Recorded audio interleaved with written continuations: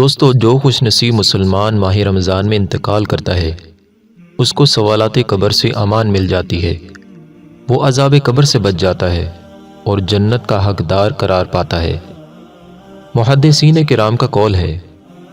جو مومن اس مہینے میں مرتا ہے وہ سیدھا جنت میں جاتا ہے، گویا اس کے لیے دوزخ کا دروازہ بند ہے۔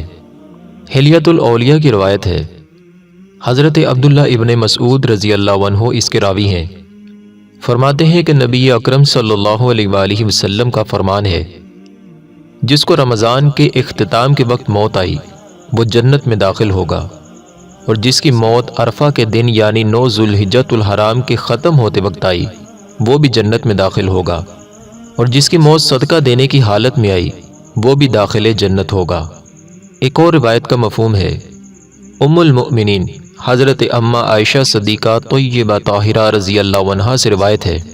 فرماتی ہے کہ میرے سرتاج صاحب معراج صلی اللہ علیہ وآلہ وسلم کا فرمان ہے،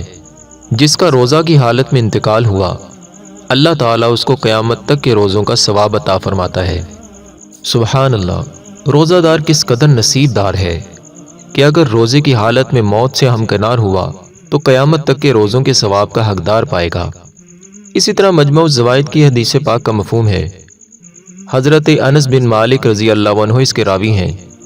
فرماتے ہیں کہ میں نے رسول اکرم رحمت عالم صلی اللہ علیہ وآلہ وسلم کو فرماتے ہوئے سنا، یہ رمضان تمہارے پاس آ گیا ہے، اس میں جنت کے دروازے کھول دیے جاتے ہیں اور جہنم کے دروازے بند کر دیے جاتے ہیں اور شیاطین کو قید کر دیا جاتا ہے۔ محروم ہے وہ شخص جس نے رمضان کو پایا اور اس کی مغفرت نہ ہوئی، کہ جب اس کی رمضان میں مغفرت نہ ہوئی تو پھر کب ہوگی؟ دوستو، اللہ رب العزت ہمیں رمضان شریف کا ادب و احترام کرنے کی توفیق عطا فرمائے